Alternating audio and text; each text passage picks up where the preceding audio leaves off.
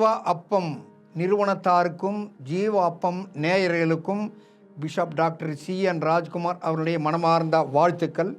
இன்றைய வேத ஆராய்ச்சி எபிரேயர் 12ஆம் அதிகாரம் 2வது வசனம். அவர் தமக்கு முன் வைத்திருந்த சந்தோஷத்தின் பொருட்டு, the joy that was set before him என்று சொல்லி, இயேசு கிறிஸ்துவுக்கு முன்பாக ஒரு சந்தோஷம் வைக்கப்பட்டிருந்தது.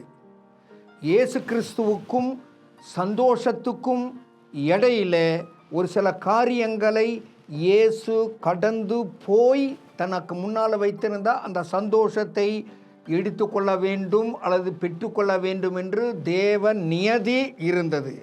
அநேக கர்த்தருடைய பிள்ளைகள் கிறிஸ்துவை ஏற்றுக்கொண்ட பிறகு, ரட்சிக்கப்பட்ட பிறகு உடனடியாக அற்புதம், நன்மை, ஆசீர்வாதங்கள் பெற வேண்டும் என்று சொல்லி நினைத்து கொண்டிருந்தார்கள், இருக்கிறார்கள். வானத்திலும் பூமியிலும் இயேசு கிறிஸ்துவுக்கு சகல அதிகாரமும் கொடுக்கப்பட்டிருக்கிறது. தனக்கு கொடுக்கப்பட்ட அந்த அதிகாரத்தை இயேசு கிறிஸ்து பயன்படுத்துகிறதற்காக தனக்கு முன்னால் வைத்திருந்த அந்த சந்தோஷத்தை நேரடியாக எடுத்துக்கொள்ளலாம். ஆனால் வேதம் சொல்லுகிறது, அந்த சந்தோஷத்தின் பொருட்டு அவமானம், சிலுவையை தாண்டி இருக்கிற சந்தோஷத்தை இயேசு முதலாவதாக அவமானப்பட வேண்டும், அதற்கு பிறகு சிலுவையை சுமக்க வேண்டும், அதற்கு பிறகு சந்தோஷத்தை எடுத்துக்கொள்ள வேண்டும். தேவ பிள்ளைகளாகிய நாமும் நமக்கு முன்னாலே கர்த்தர் வைத்திருக்கிற சந்தோஷங்களையும் ஆசீர்வாதங்களையும் நேரடியாக, உடனடியாக, திடீரென்று எடுத்துக்கொள்ளாதபடிக்கு இயேசு பட்ட பிரகாரமாக நமக்கு அவமானங்கள் அவசியம். காரணம், அடுத்தது சந்தோஷம், அதற்கு பிறகு சிலுவை, அதற்கு பிறகு சந்தோஷம். ஆமென்.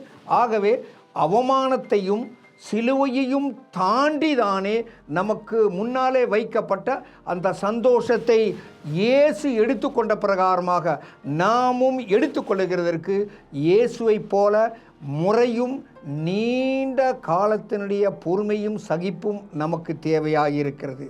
அன்புள்ள ஆண்டவரே, இந்த நேரத்திற்காக உமக்கு நன்றி செலுத்துகிறோம்.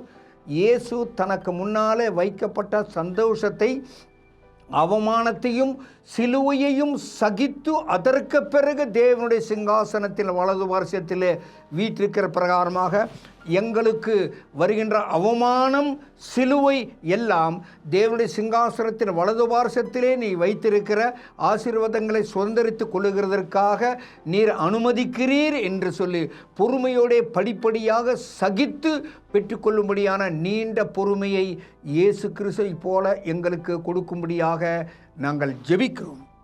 இயேசுவின் நாமத்தில் வேண்டிக் கொள்கிறோம் பிதாவே. ஆமேன். தேங்க்யூ.